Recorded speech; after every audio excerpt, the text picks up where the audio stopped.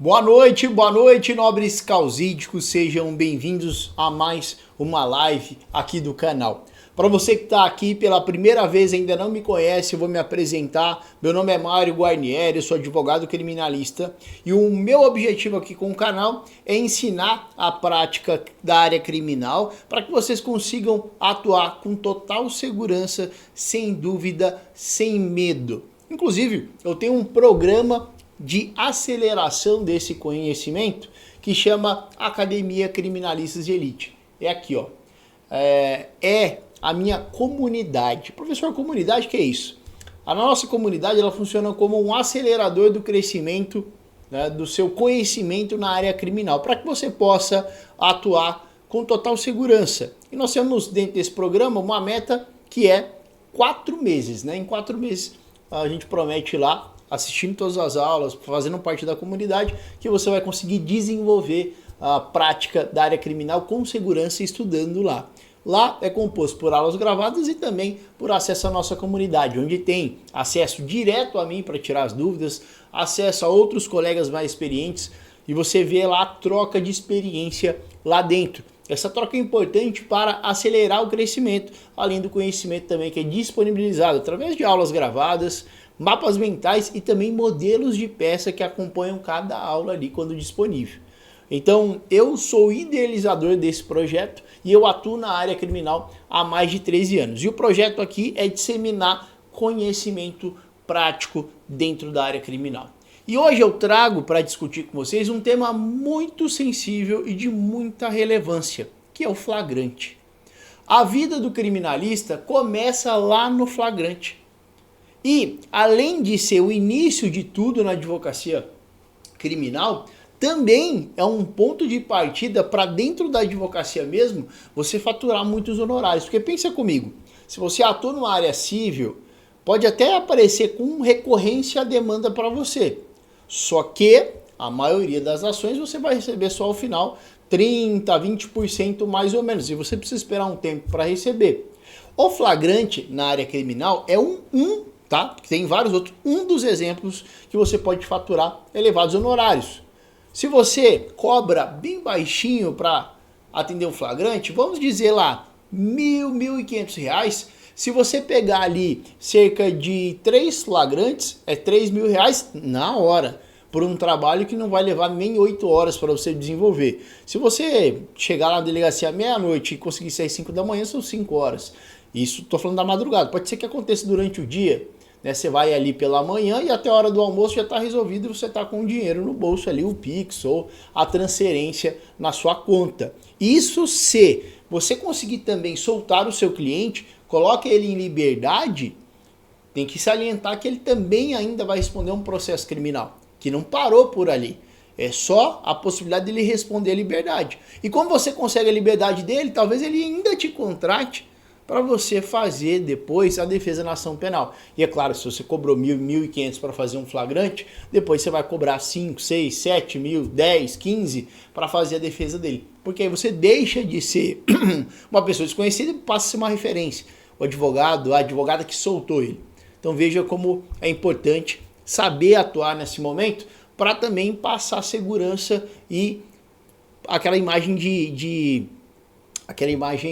de um profissional confiável que pode ali atender as demandas da família, dos familiares, de quem quer que seja que te chamou para atender o flagrante. Então, essas são as situações importantes que você deve observar lá no flagrante. E hoje, ainda durante a aula, a gente vai analisar 2 casos práticos, tá? A base da nossa comunidade, da Academia Criminalista de Elite, é essa, analisar casos práticos, tá? Aqui você não vai ver só elucubrações teóricas, tá? A base da nossa comunidade aqui é analisar casos práticos. E hoje a gente vai analisar 2 flagrantes práticos aí, para que você tenha ideia no mundo real como é um flagrante ali, a peça, o que você deve analisar, tá? Eu vou fazer ponderações pontuais aqui para que a gente possa continuar a aula. E se você tiver qualquer tipo de dúvida, deixe aí nos comentários, tá? A gente vai ter uma próxima turma no início de 2025, tá? Não é possível entrar agora, mas eu vou deixar um link aqui na descrição da lista de espera. Se você não está conseguindo visualizar, deixa nos comentários aí o seu interesse, né? Professor, onde está a lista de espera e tal, que eu vou te mandar, tá bom? Dito isso, Vamos começar a nossa aula de flagrante para abordar alguns temas importantes e lembrando, a gente ainda vai ver durante a aula aqui 2 flagrantes reais que eu trabalhei e eu vou dar a minha visão técnica e prática sobre esses flagrantes. Combinado? Combinado? Então vamos para a nossa aula, ok? Deixa eu só... faltou aqui as aulas do flagrante. Deixa eu só colocar aqui. Pessoal, esse aqui serão... Acho que esse aqui, ó. Tá? Os flagrantes que a gente vai analisar estão aqui, tá? Separadinhos, tudo certinho. Esse é um, esse é outro, tá? São os flagrantes que a gente vai analisar hoje, beleza? Mas vamos lá. Vamos começar a nossa aula, então, falando de alguns pontos importantes sobre o flagrante. Aqui, ó, a primeira pergunta. Quando o cliente ou familiar te liga, a primeira coisa que você deve perguntar é onde o flagrante está registrado. E é muito importante nesse primeiro contato, eu sempre ressalto, que a família está abalada. O amigo, o primo, o tio, o irmão, a mãe estão abalados. E quando eles te ligam, você tem que passar a maior confiança do mundo. Isso passa muito a confiança pelo que você vai comunicar através do telefone. Eu já vi muito colega afoito, afobado, gaguejando, sabe, parece estar desesperado para atender aquele flagrante e conseguir alguns honorários com ele. E você não deve assim proceder. Primeiro de tudo, se afaste se você estiver em um local extremamente barulhento, se estiver em casa cachorro latino, televisão alta, tem que parecer o mais profissional possível, porque essa pessoa que está do outro lado não te conhece. E ela começa a formar uma imagem de você a partir de como você se apresenta para ela. Se você se apresentar em um ambiente barulhento, cachorro latindo, criança gritando, televisão, não vai ser legal para você. Então já saia na frente de outros profissionais que não têm esse cuidado e converse em um local silencioso. Boa noite, né? De preferência, tenha um número profissional. Você sabe que todos os contatos ali que ligarem são possíveis clientes. Se liga no seu pessoal, você não sabe quem é. Você não vai atender todo dia o seu celular. Doutor Mário, Guarnieri, advogado criminalista, como posso ajudar? Você não vai atender assim. Então, por isso é importante fazer essa separação. Eu separo, tá? Eu tenho um contato que eu sei que quando toca é cliente atrás de mim. Então, eu tenho esse outro número, tá? Então, eu indico para você que faça isso. E aí, o primeiro ponto de tudo que você pega no flagrante é entender onde a pessoa está presa. Tá? E também algumas considerações que você deve levar em conta, como por exemplo, o local da ocorrência. Foi para uma delegacia comum ou especializada? Tem delegacia especializada em homicídio, em roubo e furto de carro. Aqui no Mato Grosso do Sul, onde eu resido e também é a sede do meu escritório, nós temos aqui, o estado ele é agro, né? Muito gado, e há o problema ali do abigeato, né? Que é o furto de gado. E aí existe uma delegacia especializada, que é a Deleagro. Então, tudo problema de gado, se tiver um cliente, eu já sei na onde ir. Então, você precisa levar isso em consideração. Ele quer uma delegacia comum ou uma delegacia especializada? Para onde ele foi? Tá? Outra situação também. Ele está preso, já foi ouvido, não foi? Tudo para você delimitar a urgência. Se a família te liga depois que ele já foi ouvido, muito provavelmente você vai só acompanhar a audiência de custódia. Não, ele foi preso, doutor, ontem à tarde, a família ficou sabendo hoje, né? Ontem à tarde, doutor. Então, primeira providência, identificar a delegacia que foi, ligar lá e entender se de fato ele já foi interrogado ou não, já foi ouvido. E se ele já tiver sido ouvido, já tiver sido interrogado, você sabe que você vai ter que ir para a audiência de custódia. Já liga no plantão do judiciário, pergunta ali aonde vai ser a audiência, que dia e que hora, e vá fazer o acompanhamento. Você não vai acompanhar o flagrante. A audiência de custódia é o rito que você vai acompanhar o seu cliente. Tá? Então é importante ter essas sacadas, essas situações importantes para você começar a atender. Aqui, ó, transmita calma e confiança mesmo diante de familiares desesperados. Aqui é uma regra universal. Por que é uma regra universal? A família está afoita, está desesperada. E cabe a você ali, em um primeiro momento, prestar todos os esclarecimentos. Eu sei que para nós, advogados, às vezes pode vir uma pergunta burra, uma pergunta idiota. Mas nós temos que lembrar que nós somos os conhecedores da lei, que vamos desempenhar o serviço advocatício, que é acompanhar. Os familiares, seja pela situação ali drástica que está acontecendo, seja pela falta de informação, podem formular perguntas idiotas.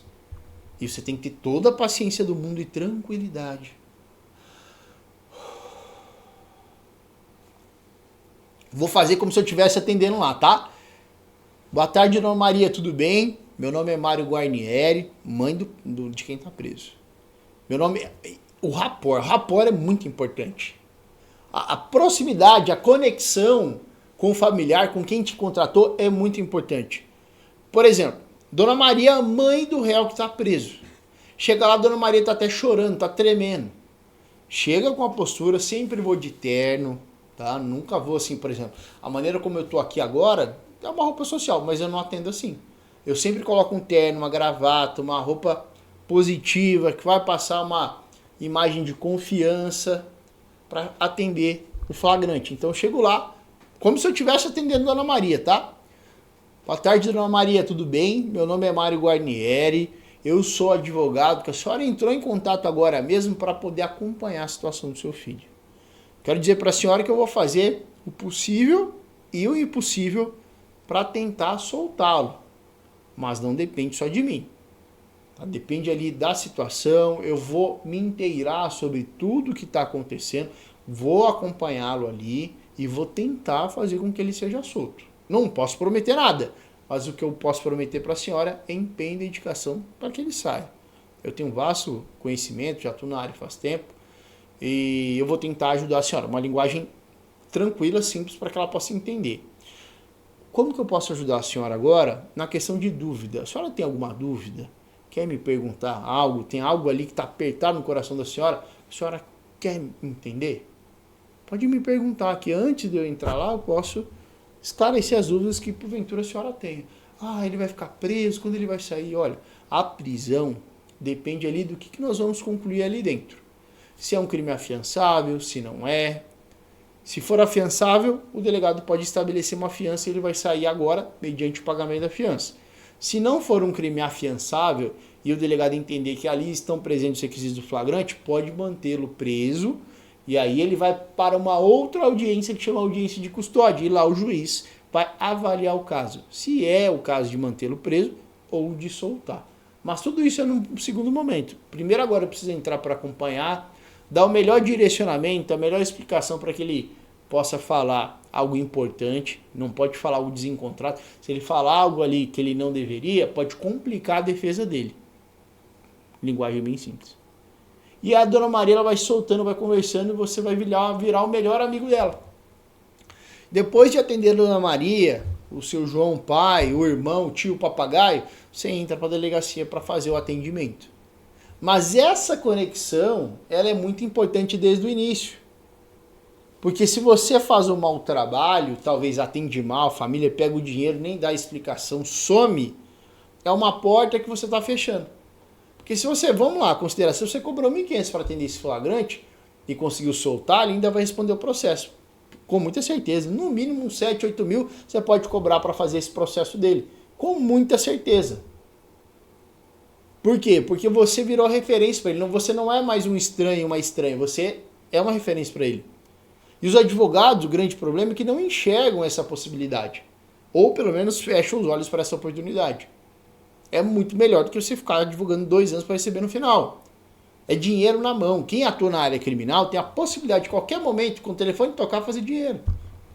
Você está na pindaíba aí, devendo cartão, não consegue pagar nada, talvez pense na área criminal que pode ser a solução para você, advogado. Você pode fazer dinheiro a qualquer momento. Se no contrato, dinheiro na hora. Não precisa ficar esperando um tempão. Tá? Então, essas são as primeiras posturas que você deve tomar ao iniciar o flagrante. E agora, como eu prometi, vamos dar uma olhada em 2 flagrantes. São 2 casos que eu atendi. Tá meio rabiscado ali porque eu ocultei o nome, né, de quem lavrou o boletim, de quem participou, por questões éticas. Tá? Como aqui é um canal educativo, mas eu também não posso colocar o nome das pessoas. Então eu ocultei. Tá? Vamos pegar um auto de prisão em flagrante? Eu vou fazer a leitura com vocês e vou fazendo as devidas explicações, tá? Inclusive, a Academia Criminalista de Elite, que é a minha comunidade, as aulas são com base nisso aqui, tá? Em casos práticos, sempre trabalhando a realidade. Casos práticos para a gente analisar, olhar, explicar, modelo de peça. É essa a base que nós temos dentro da Academia Criminalista de Elite, tá? Exatamente isso, análise de caso prático, te explicar a realidade, como se portar, tá? Esse aqui é um boletim de ocorrência. O cliente ele foi preso sobre a acusação, tá aqui, ó, receptação. Estão vendo aqui? Deixa eu pegar aqui. Eu vou marcar com outra cor, com verde. Eu vou marcar de azul, tá? Marcar de azul, ó. Tá vendo aqui, ó? Receptação do artigo 180. Tá vendo aqui? Então, a acusação contra ele foi de receptação do artigo 180. Deixa eu aumentar um pouquinho aqui, ó. Essa foi a acusação contra ele. E aqui, ó, o depoente informa que a policial militar e no dia 12/4 de 2021, por volta das 22 horas, efetuou a prisão conforme o boletim de ocorrência no local, a equipe recebeu informações, aí a parte amarela que é importante. Recebeu informações, vou colocar aqui, indicando a pessoa identificada como sendo fulano de tal, como sendo responsável,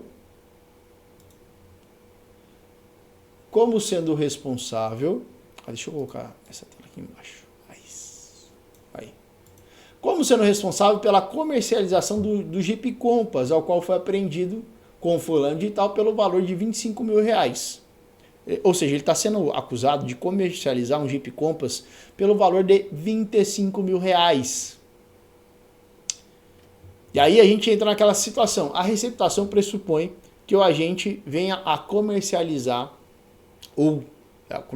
adquirir um bem com valor ínfimo, que sabe não ser o valor real. Hoje, com R$25 mil, você não compra um Jeep Compass independente do ano dele, né?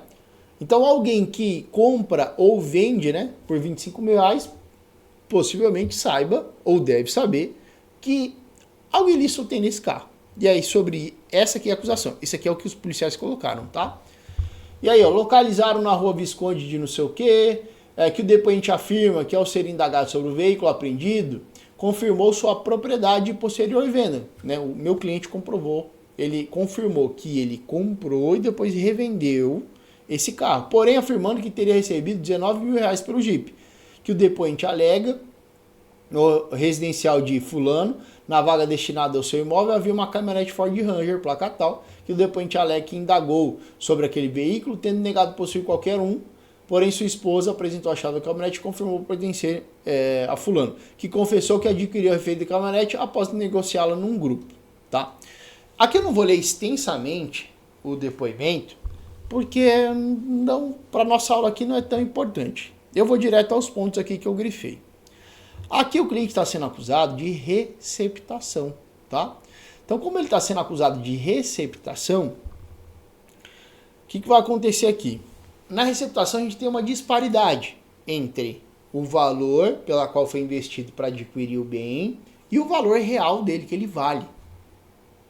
Então, diante dessa discrepância e de elementos indiretos que denotam ter algo ilícito, o cliente foi acusado aqui de receptação. Isso que está aqui constando é o depoimento dos condutores. Aí eu pergunto para você, nesse caso, por exemplo, se você estivesse atendendo esse caso, quais são os cuidados que você deve ter? Primeiro de tudo, seu cliente ia falar ou ia ficar quieto? O que ele ia fazer nesse caso? Imagina que você pegou exatamente essa acusação. Seu cliente estava sendo acusado de comprar um carro por 25 mil, um Jeep Compass por 25 e depois revender ele para um terceiro. E aí está sendo acusado de receptação. E também tem ali a alegação que ele comprou uma outra caminhonete por R$19 mil. Obviamente, valor muito abaixo do mercado. A pergunta que eu quero te fazer agora é, o que você faria nessa situação desse flagrante? O seu cliente ia falar, ia ficar quieto? O que seu cliente ia fazer? E eu vou explicar a estratégia que eu adotei aqui. Nesse caso aqui, eu em conversa em separado com o meu cliente, conversei com ele sobre a situação. Ó, você está sendo acusado disso, disso, disso e disso. Pergunta, você comprou mesmo esse carro por 25 mil e depois vendeu ele? Sim, doutor. Mas o valor é muito isso. Sim, mas o que acontece, doutor? Eu comprei esse carro de 25 porque a dívida é muito maior. Tem uma dívida gigante com o banco. Então, os 25 foi em decorrência de um valor equivalente, né? Mas ainda tem que acertar uns 100 mil com o banco para quitar e pegar. Porque esse carro é do banco. Foi a informação que ele me deu. Ok. E a caminhonete? Mesma situação. A caminhonete hoje está avaliada em 100 mil, mas tem 80 mil de dívida. E aí, com base nisso, começa a ficar plausível a conversa dele. Se ele chegar no interrogatório e falar, não, eu paguei 25 mil mesmo, mas não sabia que era de origem ilícita, algo está errado. Né? Algo está muito errado ali. Só que como ele falou que tinha dívida por trás, falei, ótimo, já vamos então, em vez de ficar em silêncio e abraçar todo o problema, vamos falar o que aconteceu. E aí ele apontaria ali que pagou 25, mas não era o valor final do veículo, que tinha uma dívida que ele assumiu junto ao banco. Também ele me informou que tem aquele aplicativo Cinesp Cidadão e que ele fez as consultas ali para saber se a placa e o chassi do carro batiam e se tinha alguma denúncia de furto ou roubo desse veículo. No Cinesp Cidadão nós consultamos e não tinha nada mesmo. Então eu falei, então é outra tese que ele vai falar no interrogatório, ou seja, que tomou cuidado antes para saber se de fato não era produto de origem ilícita, e de fato ele consultou e não era a época, e que paralelamente, o valor pago é em detrimento dessa dívida que tinha, né, enorme com o banco. E que para ficar com o veículo ele teria que fazer a quitação, obviamente. Então, com base nessas informações, e como a gente tinha um conjunto probatório favorável para ele, eu falei para ele falar e explicar o que aconteceu. E aí ele explicou tudo, falou que fez a consulta, né? Posteriormente nós anexamos uma consulta no dia da prisão dele e não constava de nada. De fato, nada de furto ou roubo em relação a esses veículos. Ele tinha as transferências, né? Ele tinha documento original do veículo. Então tudo isso nós anexamos no inquérito. Esse é um flagrante de fato pensado. Agora, não é simplesmente chegar lá na delegacia e falar para o seu cliente que ele, fica em silêncio aí. Aí vai para a custódia, silêncio, eu vou aqui requerer a liberdade porque eu não entendo que não estão presentes aqui os requisitos autorizadores da prisão preventiva. E é só isso. Aí vai embora para casa dele. Então você está perdendo uma grande oportunidade de, primeiro, fazer seu nome, que se essa pessoa tiver um outro problema vai chamar você, e se você conseguir soltar essa pessoa ali na custódia ou na delegacia, depois tem um processo ainda e vai querer buscar você para fazer esse processo, obviamente. Por quê? Porque você já virou uma referência. Livrou ele de uma dor tremenda que era estar encarcerado, estar preso em um momento difícil. Você soltou ele. Então a referência para ele é você. E diante dessa situação é mais uma oportunidade de fazer mais honorários, de receber mais. Então o flagrante aqui, esse flagrante que eu atendi foi pensado milimetricamente. Com base nessas informações, eu captei elas, levei, né, para dentro do inquérito e ele não ficou em silêncio. Como eu tenho elemento farto ali, se ele fica em silêncio, a investigação recai toda sobre ele. Professor, meu silêncio não pode ser interpretado de favor do réu, mas é. Por isso que aqui o canal eu falo sobre prática, é sobre prática. E não sobre teoria, o mundo do conto de fadas, não, aqui é a realidade. E a realidade é essa. Se o meu cliente nessa situação fica em silêncio, a investigação vai ser toda voltada para apontar que ele praticou a receptação em daquela modalidade mais grave que é para expor para comércio. Agora, quando eu trago essas informações, chama a atenção do delegado para adotar um outro tipo de investigação. Traz ali para ele pelo menos um olhar para apurar outras coisas diferentes e não só aquilo. Por isso a importância de um flagrante estratégico. É só para conseguir soltar seu cliente? É sua carreira que está em risco. E honorário no seu bolso. Então, pensa, olhe e veja essa situação como ela é importante para você. Tá? Olhe e faça um flagrante estratégico. Vamos analisar outra situação? Já é um caso diverso, tá? Esse aqui, por exemplo, é um caso de tráfico de drogas. E aí, ao ler o flagrante, a gente já extrai algumas informações importantes. O que o policial justificou? Aqui foi uma prisão, tá? Foi em agosto deste ano, 2024. Eu peguei dois bem diferentes, né? Tava fácil aqui o acesso, para mostrar para vocês. Esse aqui foi um caso que eu atendi agosto de 2024. Então, o que a polícia falou? Avistou o veículo, ó, que estavam, deixa eu colocar em azul aqui, ó, azul. Aqui, ó, que estava em patrulha de rotina pelo local dos fatos, visando o combate ao tráfico de drogas e armas, operação tal. Ocasião em que, então, aí ele coloca aqui, ó, avistou o veículo que era conduzido pelo indiciado, tendo como passageira indiciada. O veículo estava com a traseira bem baixa, indicando que transportava algo. Foram ultrapassar o veículo na rodovia e o mesmo reduziu a velocidade bruscamente, o que chamou a atenção. Foi passar, freou. E aí, diante dessa situação, resolveram abordar o veículo na praça de pedágio.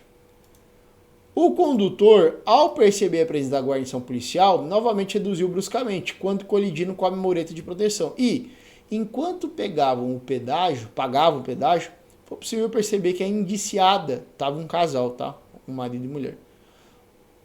Avisava o indiciado a presença da guarnição policial e demonstrava um nítido nervosismo. E, aqui na palavra dos policiais, que foi contestado em sede de juízo, né? Deixa eu colocar aqui, ó. E, diante da fundada suspeita, assim que estavam saindo da praça de pedágio, foi procedida a abordagem e revistado os indiciados. E ali encontrou certa quantidade de droga com eles, tá?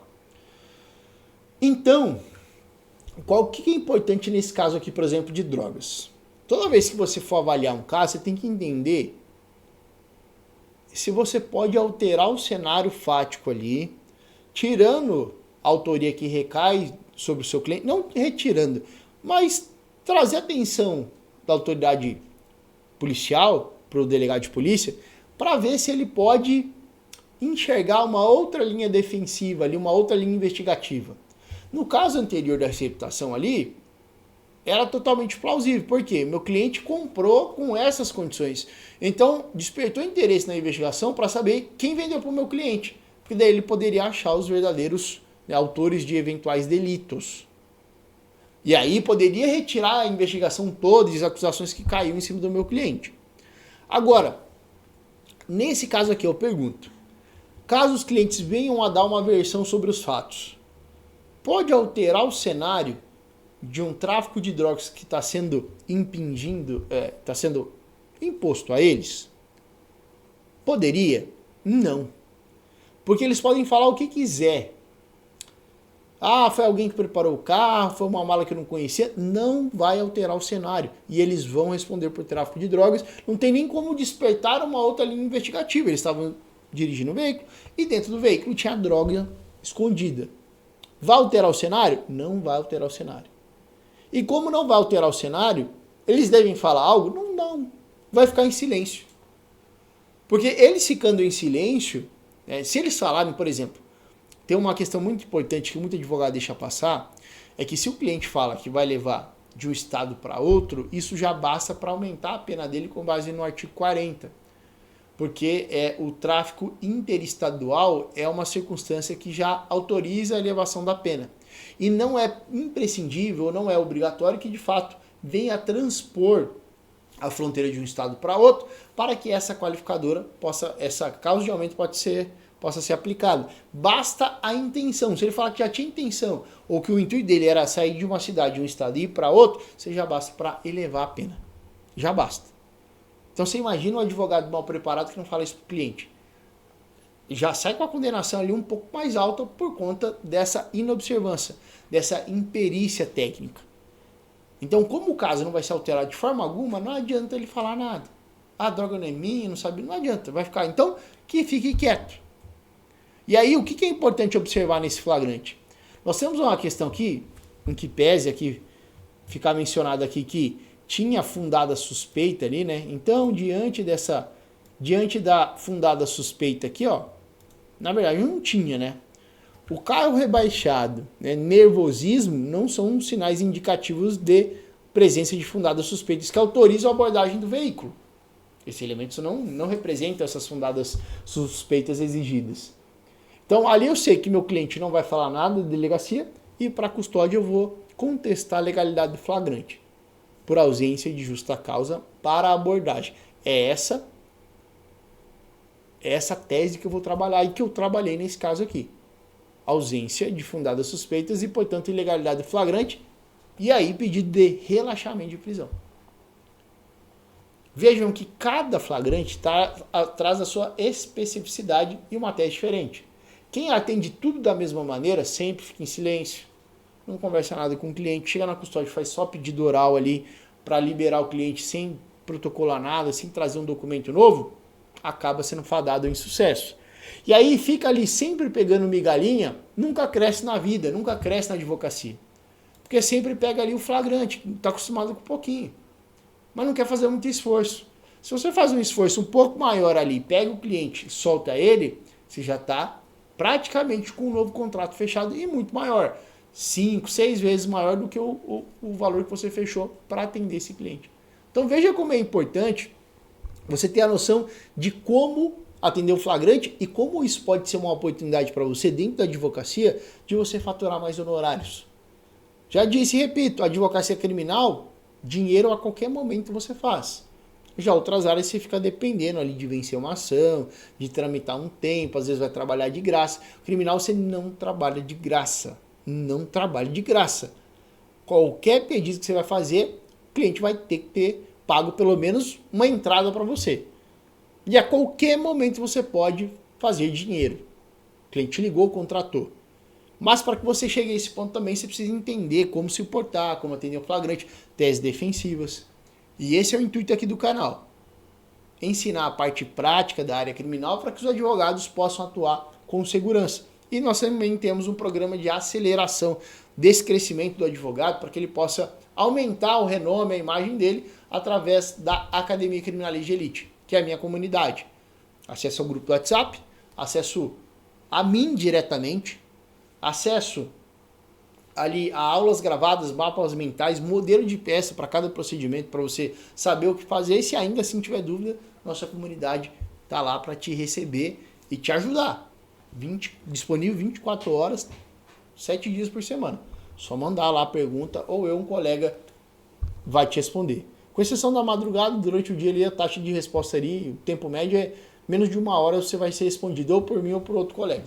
Então se você também pretende, tá aqui a Academia Criminalista de Elite, tá? Que é a nossa comunidade. A próxima turma vai ser em 2025, tá? Vou colocar a lista de espera aqui embaixo. Se não apareceu para você, deixa nos comentários aí. Professor, quero entrar para a lista de espera, quero acelerar, dar um up na minha advocacia. Deixa aí nos comentários que eu vou mandar para você. Tá bom, pessoal? Vou encerrar nossa live por aqui. É um imenso prazer sempre estar presente aqui com vocês. E lembrando, tem vídeo novo aqui toda terça e quinta. Toda terça e quinta, aula nova, a partir das 20 horas e 7 minutos, horário de Brasília. Tá bom? Fiquem com Deus. Um grande abraço. Fui!